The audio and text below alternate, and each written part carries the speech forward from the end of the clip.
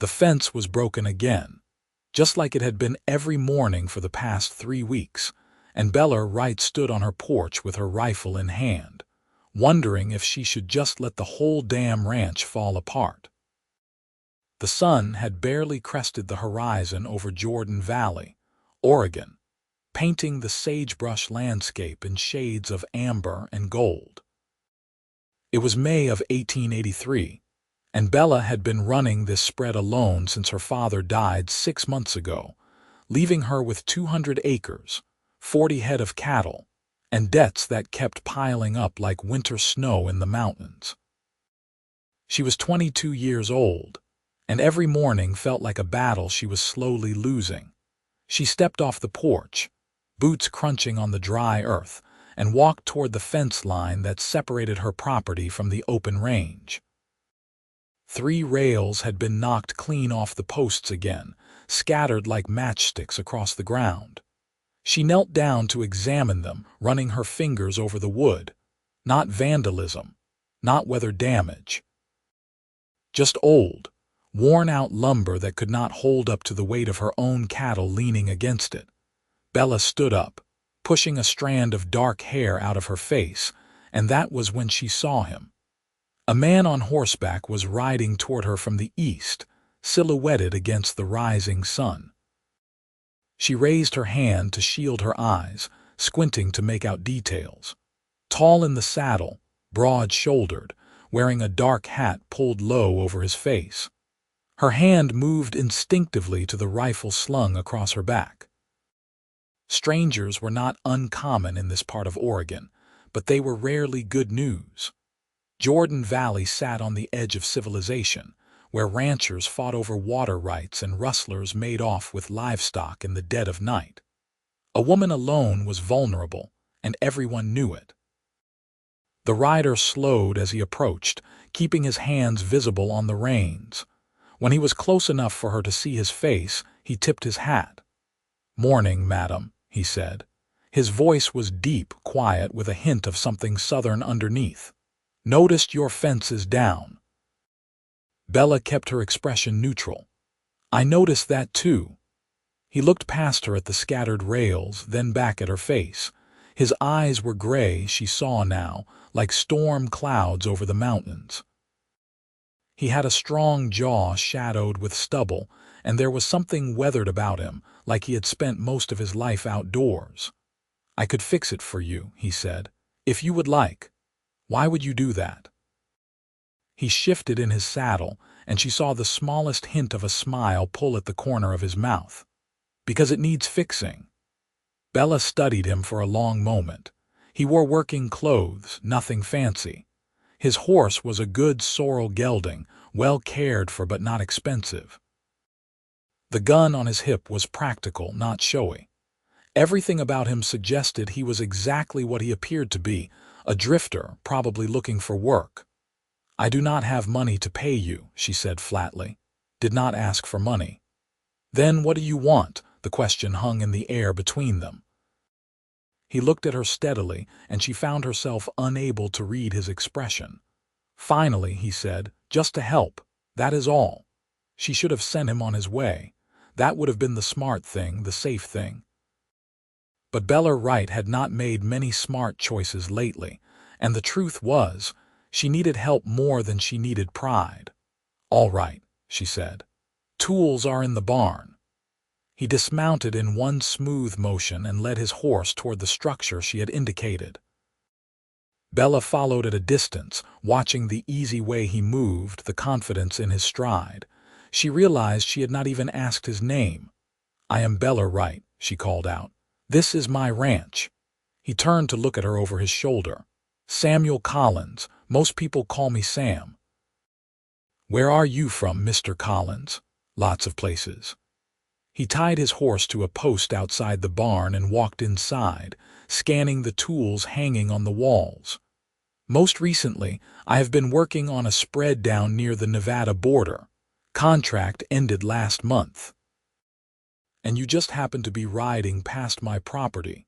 He selected a hammer and a pouch of nails, testing the weight of the hammer in his hand. "I am staying at the boarding house in town. Walked past your place yesterday, saw the fence needed work. Bella frowned. You walked out here from Jordan Valley. That is 4 miles.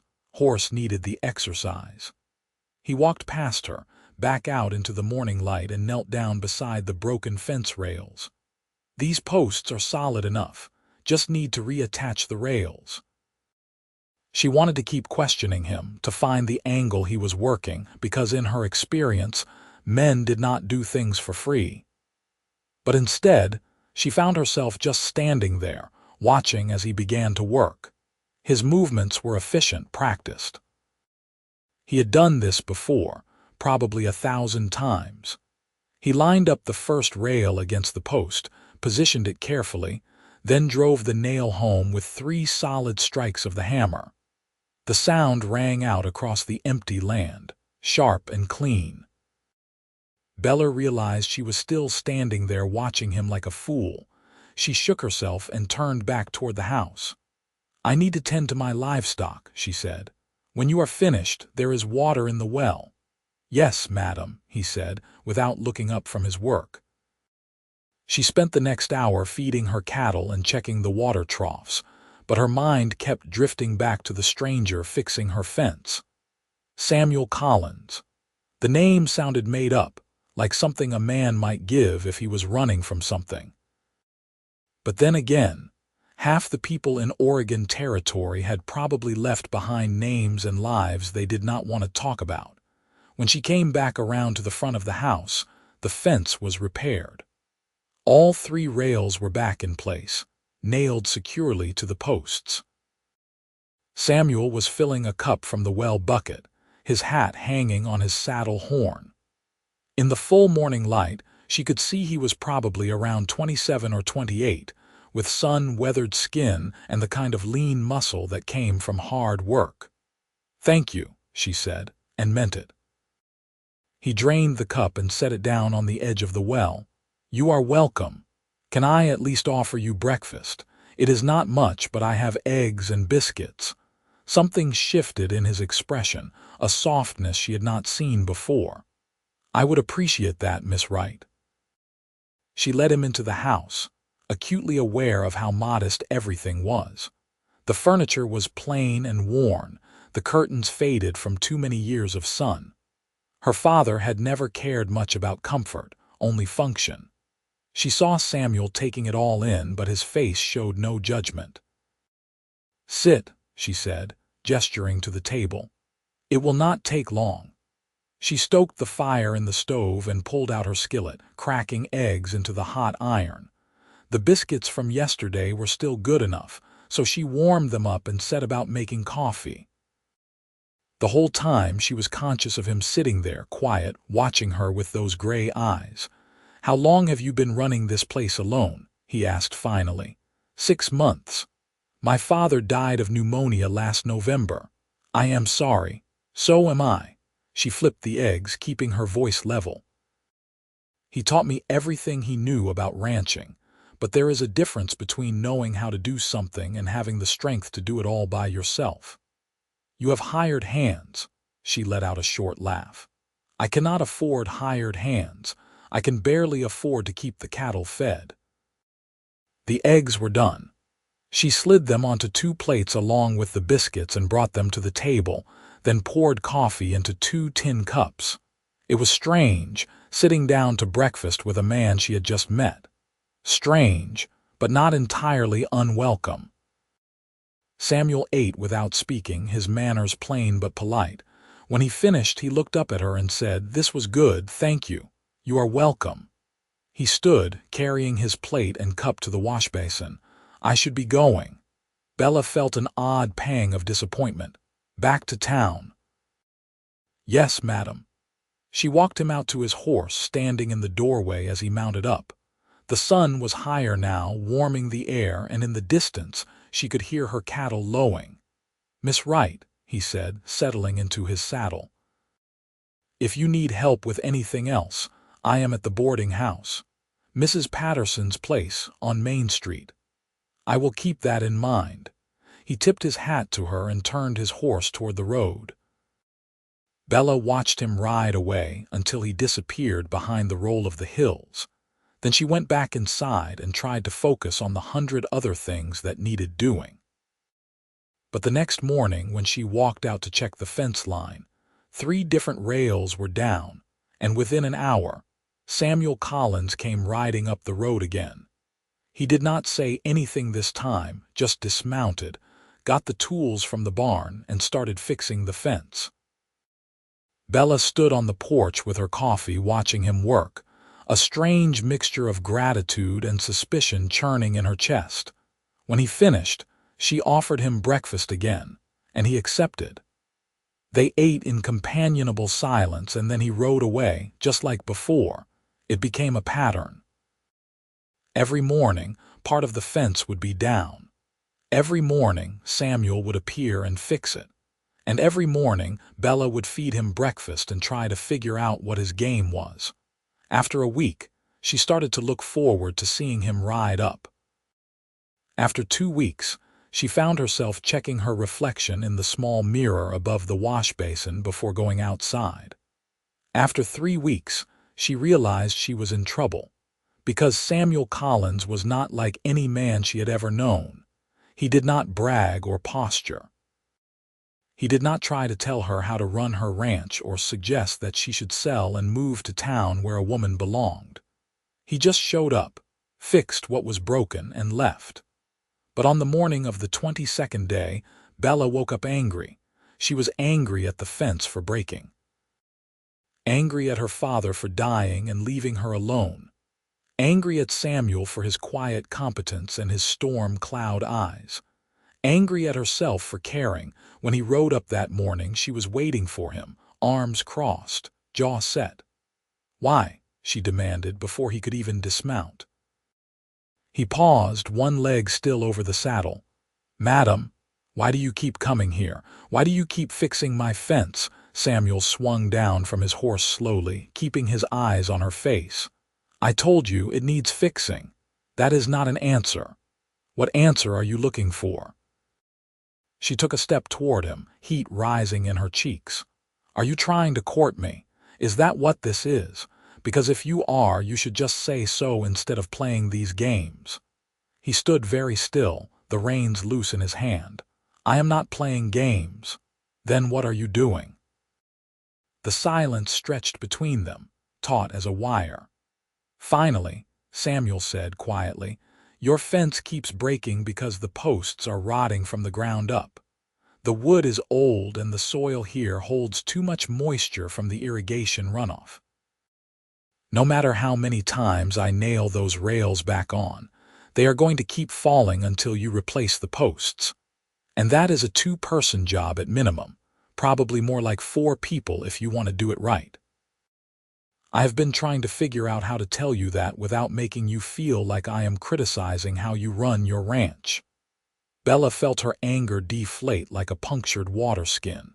She looked past him at the fence, really looked at it, and saw that he was right. The posts were gray and weathered, and when she walked closer, she could see where the wood was soft with rot near the ground. "How much would it cost to replace them?" she asked, her voice small. "More than you have, I would guess." She closed her eyes. "Of course." Everything always came down to money or the lack of it. "But I could help you do it yourself," Samuel continued. "If you are willing to learn. We could cut posts from the timber up in the hills, let them cure for a few weeks, then set them properly. It would take most of the summer, working weekends, but it would not cost you anything except time and effort." Bella opened her eyes and found him watching her with an expression she could not quite read. "Why would you do that?" "Because I want to," he said simply. "That is still not an answer." He took a breath, and for the first time since she had met him, Samuel Collins looked uncertain. "The truth is, Miss Wright, I have been drifting for the better part of 5 years. Working ranches, moving on when the work dried up, never staying anywhere long enough to put down roots. I am tired of it. I am tired of waking up in strange places and not mattering to anyone. When I saw you out here trying to hold this place together by yourself, I saw someone who was fighting for something real, something that mattered. And I guess I wanted to be part of that, even if just for a little while. The honesty in his voice caught her off guard. She had expected flirtation or pity or some kind of scheme. She had not expected raw, unvarnished truth. "You do not even know me," she said softly. "No, madam. But I would like to." The words hung in the air between them, weighted with possibility. Bella felt her heart beating too fast, her palms damp. This was dangerous. This was exactly the kind of thing she could not afford to want, but she wanted it anyway. "All right," she said. "We will fix the fence together, properly." The smile that broke across Samuel's face was like sunrise, slow and warm and full of light. "When do we start?" They started that Saturday. Samuel rode out before dawn with a pack horse loaded with tools, and together they hiked up into the pine-covered hills east of her property. The air was cooler there, fragrant with sap and wildflowers. Samuel taught her how to identify which trees would make the best fence posts, how to fell them cleanly, how to strip the bark and cut them to length. It was hard work, the kind that left her arms aching and her hands blistered. But there was something satisfying about it, something honest. And Samuel was patient, never making her feel stupid for not knowing things, always explaining clearly and letting her try for herself. They worked through the morning, stopping only when the sun was directly overhead. Bella had packed lunch, cold chicken, bread, and apples. They sat on a fallen log and ate, looking out over the valley below. "It is beautiful up here," Samuel said, taking a bite of apple. "I used to come up here with my father when I was young," Bella said. "Before my mother died, we would camp for days, just the three of us. Those were good times."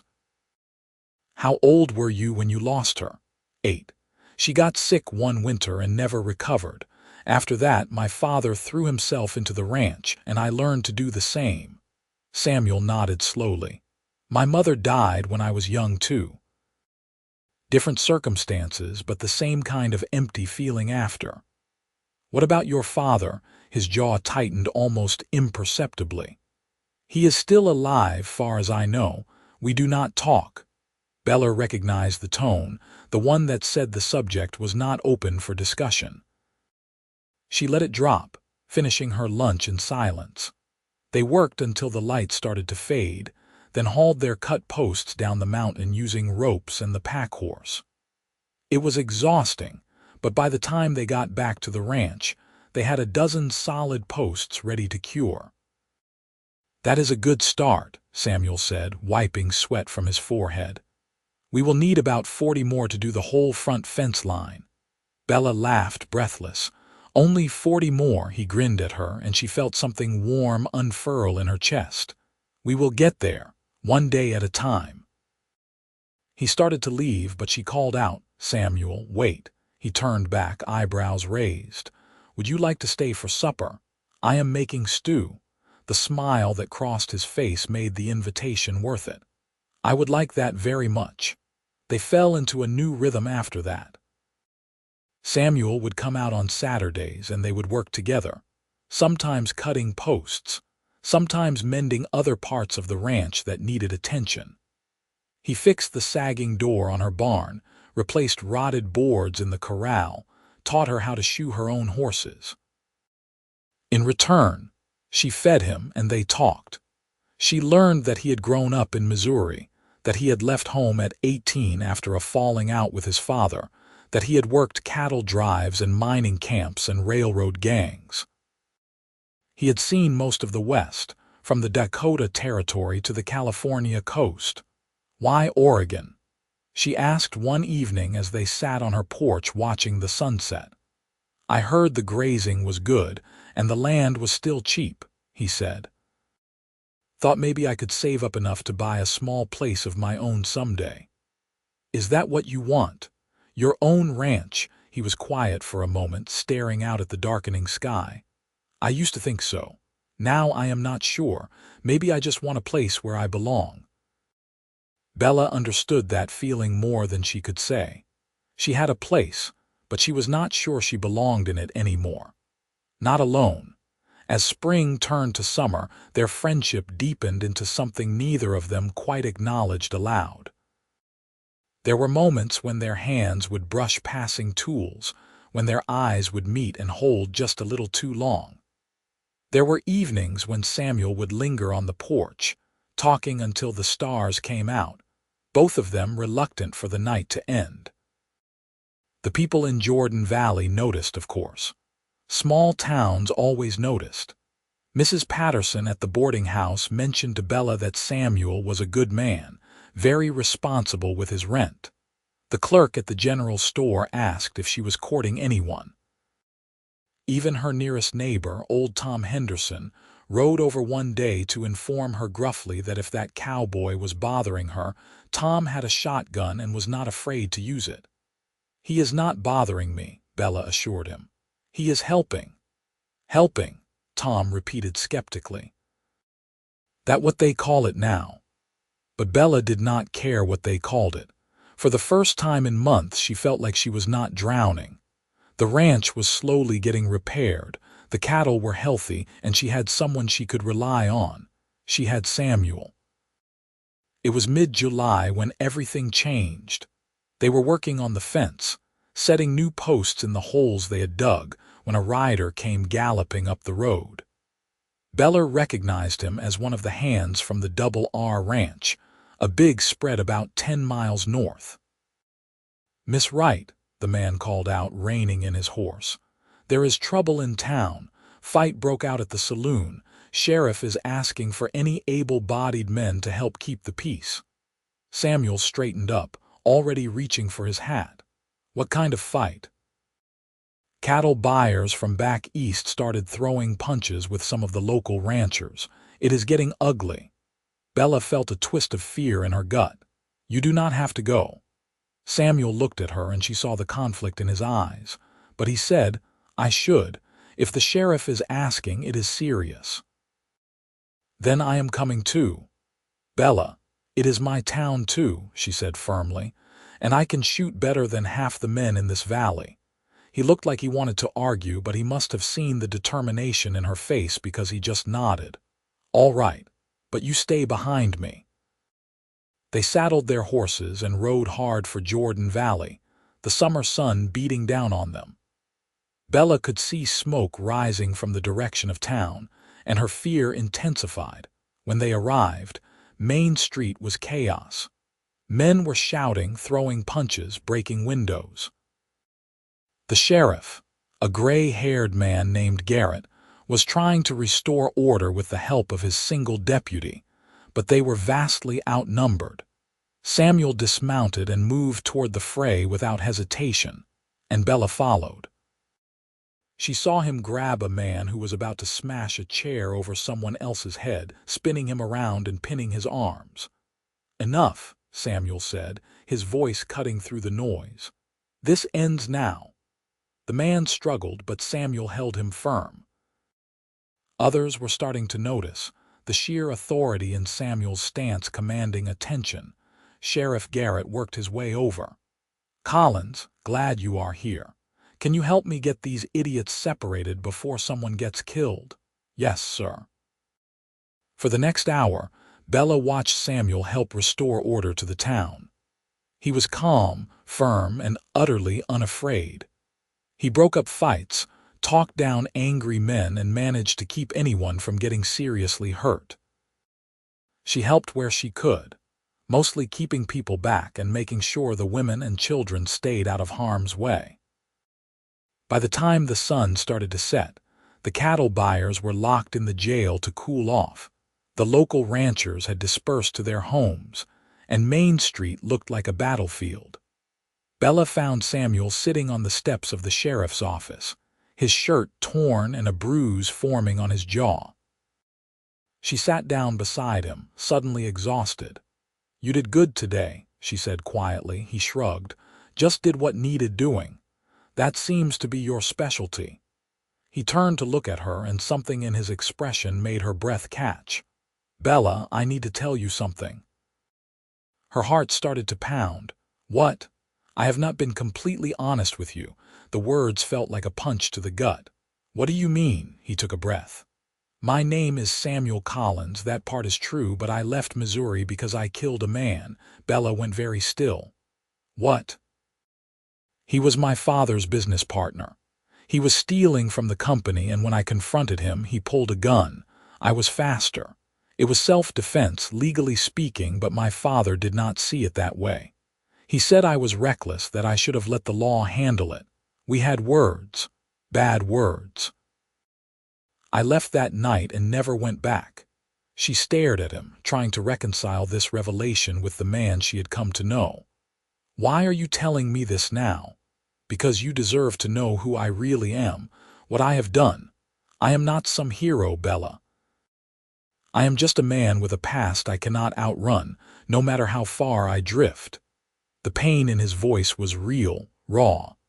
Bella reached out and took his hand, feeling the calluses on his palm, the strength in his fingers. "We all have things we regret," she said softly. "I regret not being there when my father died. He was alone and I was in town buying supplies. I regret every harsh word I said to him, every time I complained about the work. I regret not telling him I loved him more often." Samuel squeezed her hand. "That is not the same." "Maybe not. But it eats at me just the same." She looked into his eyes, those gray storm cloud eyes that had become so familiar. "You are a good man, Samuel Collins. I have seen it every day for months now. Whatever happened in Missouri, that is not who you are." "How can you be sure?" "Because I know you. Not your past, not your mistakes. You, the man who fixes my fence every morning because it needs fixing. The man who teaches me things without making me feel small. The man who just risked his life to protect people he barely knows." She squeezed his hand back. "That is who you are." For a long moment, he just looked at her, and she saw the vulnerability there, the hope and fear warring in his expression. Then he said, very quietly, "I am falling in love with you, Bella Wright. I have been trying not to, trying to keep my distance, but I cannot help it. You are the strongest, bravest, most beautiful woman I have ever known, and I cannot imagine my life without you in it." Bella felt tears spring to her eyes. "I am falling in love with you too. I have been for weeks now, maybe longer. I am terrified of it, but I cannot stop it." "Then do not stop it," he said, and leaned in to kiss her. His lips were warm and gentle, and Bella felt something inside her crack open, something she had been holding closed for too long. She kissed him back, pouring all her fear and hope and longing into it, and when they finally pulled apart, the world felt different somehow. Brighter. "Come home with me," she whispered. "Stay. Are you sure?" "I have never been more sure of anything in my life." They rode back to the ranch together as the stars came out, their horses side by side. Bella felt like she was floating, like her heart was too big for her chest. When they arrived, Samuel tended to the horses while she went inside to make dinner. They ate quietly, but the air between them hummed with possibility. After the dishes were washed, Bella led him out to the porch, and they sat together watching the night sky. "I do not have much to offer," she said. "This ranch is barely holding together, and I am in debt up to my ears. But if you want to stay, if you want to try to make this work, I would like that." Samuel put his arm around her shoulders, pulling her close. "I do not need much, just you and a chance to build something real. Then stay." "I will."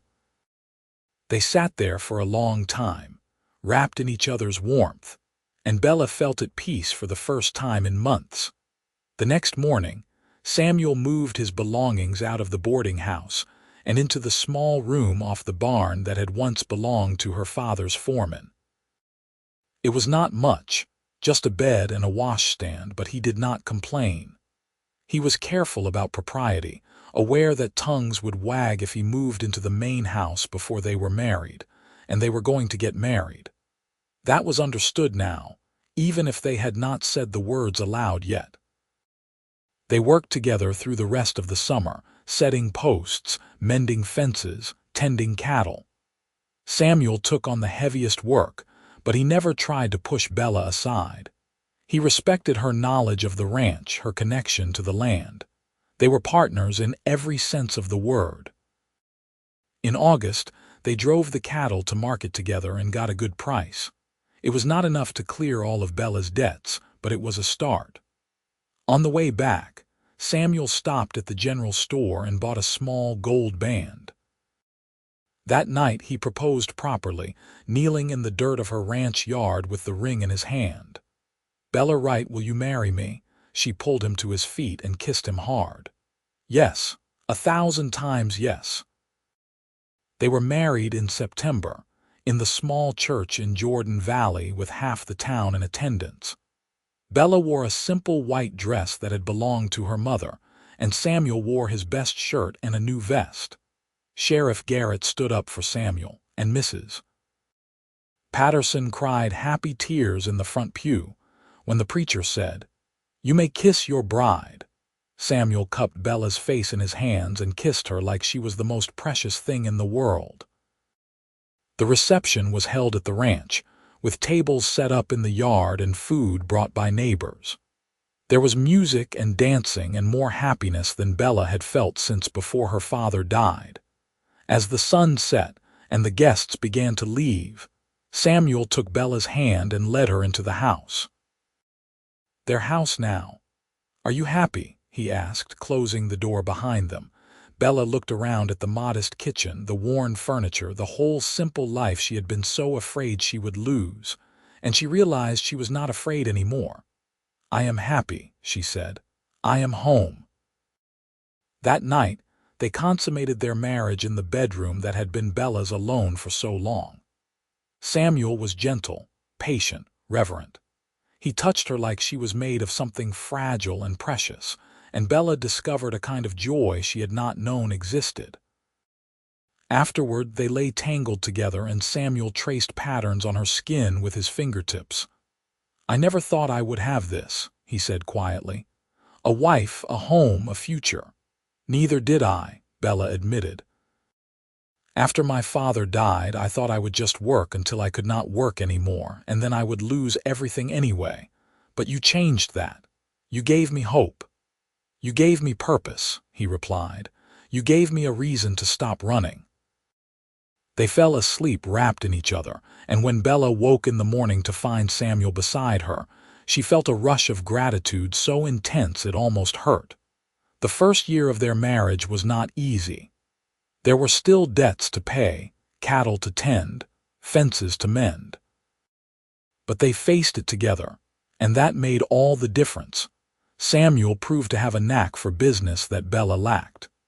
He negotiated better prices for their cattle, found ways to cut costs without sacrificing quality, and slowly, steadily, began to turn the ranch around financially. Bella, in turn, taught him the subtleties of the land, the patterns of weather and water that could make or break a growing season. They learned from each other, built on each other's strengths, and the ranch began to thrive. In the spring of 1884, Bella discovered she was pregnant. She told Samuel one evening as they sat on the porch, the place where so many of their important conversations seemed to happen. He was quiet for a long moment, and she felt a flutter of nervousness. "Samuel," he turned to her, and she saw tears in his eyes. "We are going to have a baby." "Yes." He pulled her into his arms, holding her so tightly she could barely breathe. "I am going to be a father. Are you happy?" "Happy does not even begin to cover it," he said, his voice thick with emotion. "Terrified, amazed, grateful, but yes, incredibly happy." The pregnancy was hard. Bella had always been strong, but carrying a child took a toll on her body in ways she had not anticipated. There were days when she could barely get out of bed, and Samuel hovered over her like a worried hen. "I am fine," she would insist. "Women have been having babies since the beginning of time." "Other women are not my wife," he would reply, bringing her tea and making her promise to rest. In December of 1884, on a snowy night that made travel to town impossible, Bella went into labor. Samuel delivered their son by lamplight, his hand steady even though his face was pale with fear. It was the longest night of Bella's life, filled with pain and terror, and finally, the sound of a baby crying. Samuel wrapped the tiny, squalling infant in a blanket and placed him in Bella's arms. "You did it," he said, his voice full of wonder. "You did it." Bella looked down at her son, this impossibly small person she and Samuel had created, and felt her heart expand beyond anything she had thought possible. "What should we name him?" she asked. Samuel brushed a finger over the baby's downy head. "I was thinking we could name him after your father." "If you want." Bella's eyes filled with tears. "David. His name was David." "Then David it is." Little David Wright Collins grew quickly, a sturdy boy with his father's gray eyes and his mother's dark hair. He was a happy baby, easy to please, and both Samuel and Bella doted on him shamelessly. Watching Samuel with their son made Bella fall in love with him all over again. He was patient and gentle, teaching David to walk, to ride, to recognize the different birds that nested in the eaves of the barn. He sang lullabies in a surprisingly good voice, and told stories about the places he had seen before settling in Oregon. The ranch continued to prosper. By David's second birthday, they had paid off all of Bella's father's debts and even saved enough to buy 20 more acres from a neighbor who was moving back east. They built a new barn, replaced the entire fence line with the posts they had cut together, and purchased a bull to improve their herd. Life was good, better than Bella had ever dared to dream. In the summer of 1887, Bella became pregnant again. This time, the pregnancy was easier, and in March of 1888 she gave birth to a daughter they named Catherine, after Samuel's mother.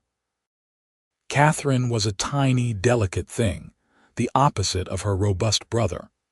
She had Bella's features and Samuel's coloring, and she had a laugh that sounded like bells. With 2 children, the house felt full and alive in a way it never had before. David helped his father with the ranch work, imitating Samuel's every move, while Catherine toddled after Bella, learning to gather eggs and tend the vegetable garden. Years passed in a blur of seasons. David grew tall and serious, taking his responsibilities on the ranch with the same quiet dedication as his father. Catherine grew into a spirited, clever girl who could sweet-talk her way out of trouble and had both her parents wrapped around her little finger. In 1892, when David was 8 and Catherine was 4, Bella and Samuel sat down one evening to discuss the future. "I have been thinking," Samuel said, "that we should expand the herd. We have the grazing land and the market prices are good. We could double our income in a few years if we invest now." Bella considered this. "That would mean hiring help. We cannot manage twice as many cattle by ourselves." "I know. I was thinking we could hire young Tom Henderson. He is 16 now, strong, and he knows cattle." Old Tom Henderson had died the previous winter, leaving his grandson to fend for himself. The boy was working odd jobs around the valley, but Bella knew he was struggling. "That is a good idea," she said. "We could offer him room and board plus wages, give him a real start." And so they did. Young Tom moved into the room off the barn that had once been Samuel's, and proved to be a hard worker and fast learner. With his help, they were able to expand the herd, and the ranch became one of the most successful in the region. Through it all, Bella and Samuel's love for each other only deepened. They still sat on the porch in the evenings, watching the sunset, talking about their day. They still held hands when they walked to the barn. They still made each other laugh with private jokes and shared memories.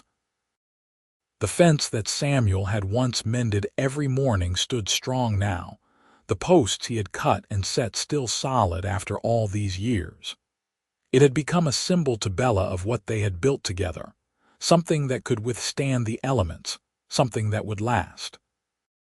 In 1895, when David was 11 and Catherine was 7, Samuel surprised Bella by taking her into town and showing her a piece of land on the edge of Jordan Valley that was for sale. "I was thinking," he said, "that when David is old enough, he might want to start his own place. If we buy this now, let him work it when he is ready. It could be his inheritance. What do you think?" Bella looked at the land, imagining her son building a house there, raising his own family. "I think you are a wonderful father." They bought the land, and Samuel began taking David out to work it on weekends, teaching him not just how to run a ranch, but how to build one from the ground up. Catherine, meanwhile, showed no interest in ranching. She loved books and drawing and spent hours creating elaborate pictures of the wildflowers that grew in the hills. Bella encouraged her, saving up to buy her good paper and pencils, dreaming of the day when her daughter might become an artist. Life was not perfect. There were droughts and hard winters, sick cattle and broken equipment. There were arguments and frustrations and days when everything seemed to go wrong, but through it all, Bella and Samuel faced it together, and that made the bad times bearable and the good times extraordinary. In 1899, on their 10th wedding anniversary, Samuel took Bella back up into the hills where they had first cut fence posts together all those years ago. "I wanted to come back here," he said, "to the place where it really started, where I first realized I was falling for you." Bella looked around at the pine trees, the wildflowers, the vast blue sky. "I think I started falling for you the first morning you showed up to fix my fence. I just did not want to admit it. Why not? Because I was afraid. Afraid that if I let myself care, I would lose you like I lost everyone else I loved. My mother, my father. I thought if I kept you at arm's length, it would hurt less when you left." "I am never leaving," Samuel said fiercely. "Not ever. I know that now, but it took me a long time to believe it." He pulled a small box from his pocket and handed it to her. Inside was a silver locket on a delicate chain. "I know we cannot afford much in the way of fancy things," he said, "but I wanted you to have something beautiful, something that showed how much you mean to me." Bella opened the locket and found 2 tiny photographs inside, one of David, one of Catherine. She felt tears spring to her eyes. "It is perfect," she whispered. "You are perfect." "I am far from perfect, but I love you, Bella, more than I ever thought it was possible to love someone. I love you too, with everything I am." They kissed there in the dappled sunlight, 2 people who had found each other against all odds and built a life together through sheer determination and love. The years continued to pass. David grew into a fine young man, strong and capable, with his father's steady nature and his mother's fierce independence. At 18, he began courting a girl from town, the daughter of the blacksmith, and Bella saw the same look in his eyes that Samuel must have had when looking at her. Catherine developed into a talented artist, her drawings becoming more sophisticated and beautiful with each passing year. She talked about going to San Francisco to study, and though Bella's heart ached at the thought of her daughter leaving, she encouraged her dreams. In 1903, when David was 19, he married his sweetheart in the same church where Bella and Samuel had wed. The young couple moved onto the land Samuel had bought years before, and David began building his own ranch with his father's guidance. Catherine left for San Francisco in 1904, 16 years old and full of ambition. Bella cried for a week after she left, but Samuel held her and reminded her that their daughter was doing exactly what they had raised her to do, following her dreams with courage and determination.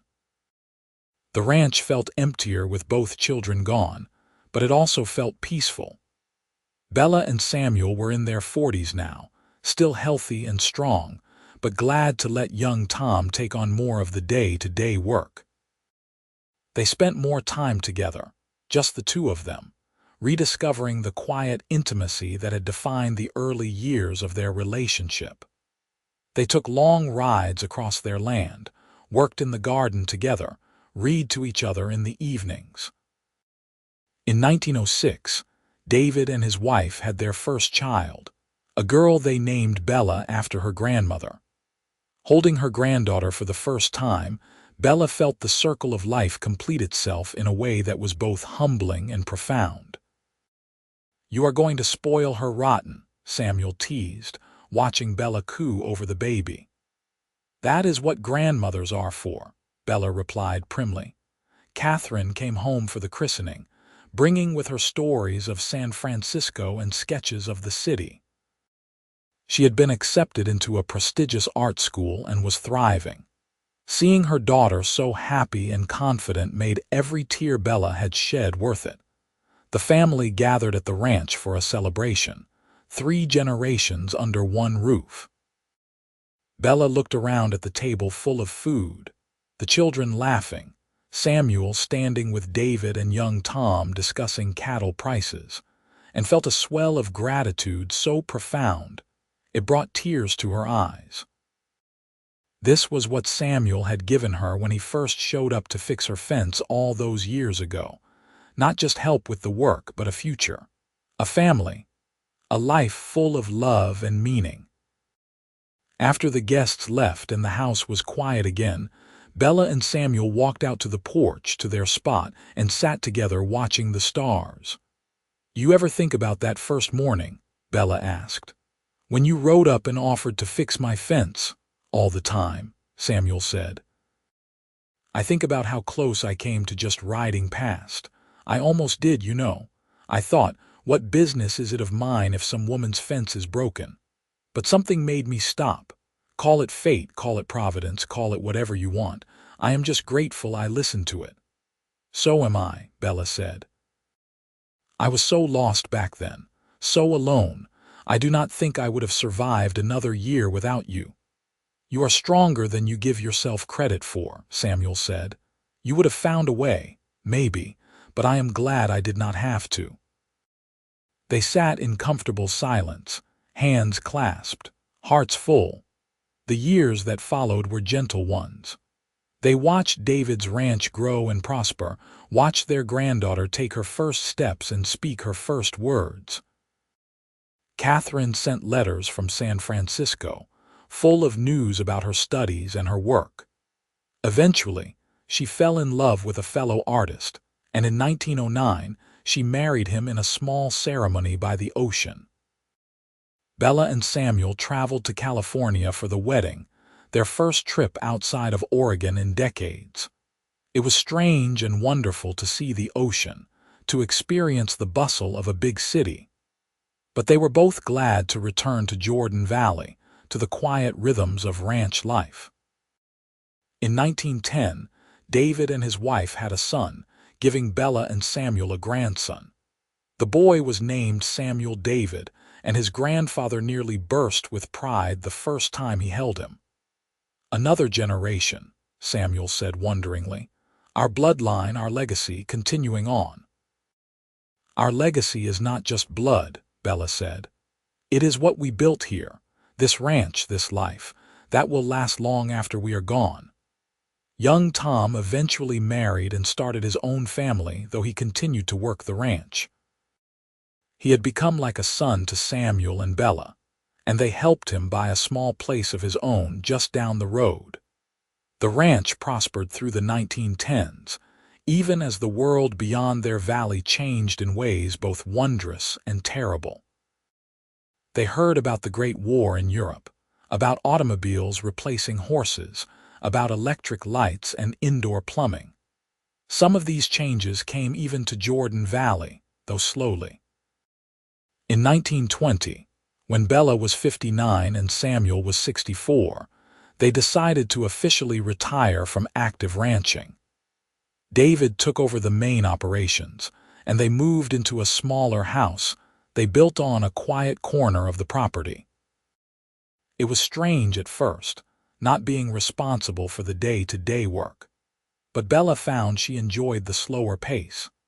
She tended a large garden, preserved vegetables and fruits, and spent time with her grandchildren.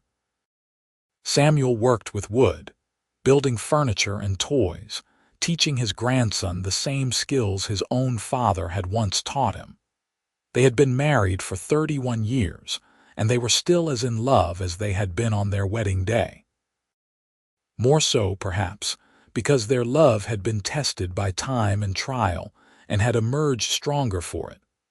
One evening in the autumn of 1923, they sat on the porch of their small house, wrapped in blankets against the cooling air. Bella rested her head on Samuel's shoulder, feeling the steady rhythm of his breathing. "You have any regrets?" she asked quietly. Samuel thought about this for a long moment. "I regret the years I wasted drifting before I found you. I regret not writing to my father before he died, trying to mend that fence. But those are old regrets, worn smooth by time, the life we built together. No, I regret nothing about that." "Neither do I," Bella said. "Even the hard parts, the struggles and losses, they made us who we are." "Who are we?" Samuel asked, a smile in his voice. "We are the couple who refused to give up, who fixed fences and raised children and built something lasting out of love and stubbornness and faith." "That sounds about right," Samuel agreed. They sat in peaceful silence until the stars came out. Two people who had found each other in the wild, hard country of eastern Oregon and had made a life that was rich beyond measure. David and his family visited often, bringing news and laughter.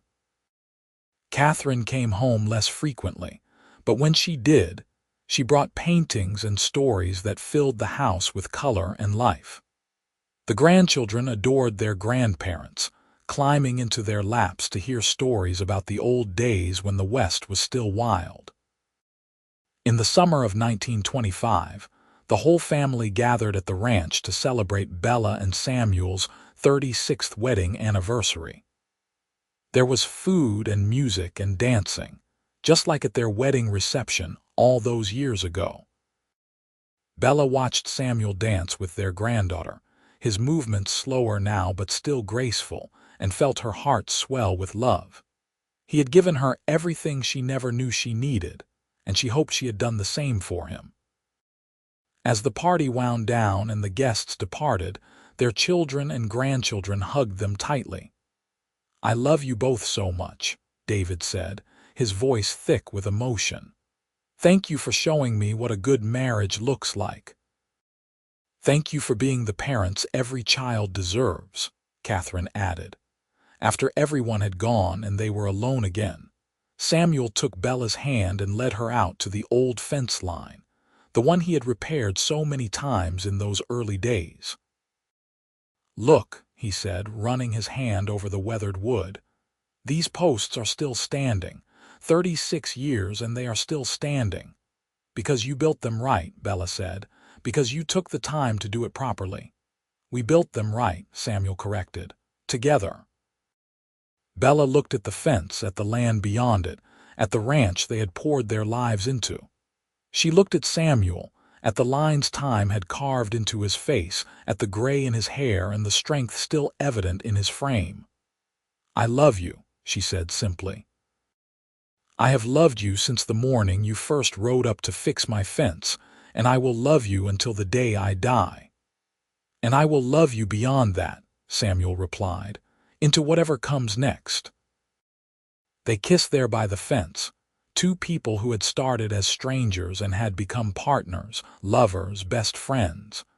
Two people who had faced every challenge life threw at them and had emerged victorious. The years passed gently. They grew older, moved slower, needed more rest. But their love never diminished. If anything, it grew deeper, richer, seasoned by decades of shared experience. In 1930, when Bella was 69 and Samuel was 74, they celebrated their 41st wedding anniversary with just their children and grandchildren around the dinner table. It was a quiet affair, full of good food and warm memories. That night, lying in bed, Samuel held Bella close and said, I never imagined I could be this happy, this blessed." "Neither did I," Bella whispered. "You gave me everything, Samuel, a home, a family, a purpose. But most of all, you gave me love. Real, honest, lasting love. You gave me the same. You saved me, Bella, from a life of loneliness and regret. You gave me a reason to put down roots, to build instead of drift." They fell asleep wrapped in each other's arms, and Bella dreamed of that first morning, of a cowboy riding up to her broken fence with an offer to help. Samuel passed away peacefully in his sleep in the spring of 1932, just shy of his 76th birthday. Bella woke to find him still beside her, his face calm and serene, and though her heart shattered, she was grateful that he had not suffered, that he had simply slipped away in the night. The funeral was well attended, the church packed with people whose lives Samuel had touched. David spoke about his father's quiet strength and unwavering integrity. Catherine shared memories of his patience and kindness. Young Tom, now a grandfather himself, talked about how Samuel had given him a chance when no one else would. Bella sat through it all dry-eyed, holding tightly to the hands of her children. She would grieve, she knew. She would weep and rage and feel the emptiness of his absence. But not yet, not while everyone was watching. After the burial, after the guests had left and she was alone in the small house they had shared, Bella finally allowed herself to cry. She wept for the loss, for the loneliness, for the future they would not have together. But even through the grief, she felt a deep sense of gratitude. She had been loved, truly and completely, for 43 years. She had built a life with a good man, raised children, watched grandchildren grow. She had experienced more happiness than many people ever knew. In the months that followed, Bella found her footing again. She leaned on her children and grandchildren, found solace in her garden and in the land that had been her home for so long.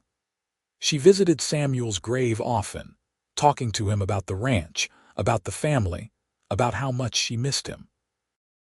One morning in early autumn, Bella walked out to the fence line, to the posts Samuel had set so many years ago. She ran her hand over the weathered wood, remembering the day they had worked together to place them, young and strong and full of hope. The fence was still standing, just like he had promised it would. A testament to his skill, his dedication, his love. Bella stood there for a long time, feeling the morning sun on her face, the gentle breeze in her hair. She thought about the broken fence that had brought them together, about the cowboy who had stopped to help a woman in need. She thought about all the mornings he had ridden up to fix it, never asking for anything in return. She thought about the day she had finally asked him why, and the answer that had changed everything. "Because I want to. Because it needs fixing. Because you matter." Those simple truths had been the foundation of their entire relationship.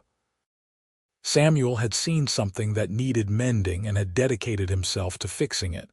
Not just the fence, but Bella's broken heart, her struggling ranch, her desperate loneliness. And in return, she had given him a home, a family, a place to belong. It had been enough. More than enough. It had been everything. Bella lived for another 5 years, watching her grandchildren grow and her great-grandchildren come into the world. She saw David expand the ranch to twice its original size, saw Catherine's artwork displayed in galleries across California. She spent her final years surrounded by love, secure in the knowledge that the legacy she and Samuel had built would continue long after she was gone. She passed away in her sleep in the winter of 1937, 76 years old, in the same bed where Samuel had died. Her children found her in the morning, peaceful and still, and they buried her beside her husband in the Jordan Valley Cemetery. The ranch continued to thrive under David's management and eventually passed to Samuel David, named for his grandfather. The small house where Bella and Samuel had spent their final years was preserved, turned into a family museum of sorts, full of photographs and mementos. And the fence that had started it all, remained standing for decades more, a testament to the cowboy who had mended it every morning and the woman who had finally asked why. It became part of the family lore, the story told and retold to each new generation. How their great-great-grandfather had fallen in love with their great-great-grandmother over broken fence rails and quiet mornings and the simple act of showing up, day after day, to help. It was a story about love, yes, but also about perseverance, about the power of small acts of kindness, about two people who found each other in a hard land and built something beautiful together. The kind of story that deserved to be remembered, the kind of love that deserved to last forever. And in the hearts of their descendants, in the land they had nurtured, in the fence posts that stood long after they were gone, it did.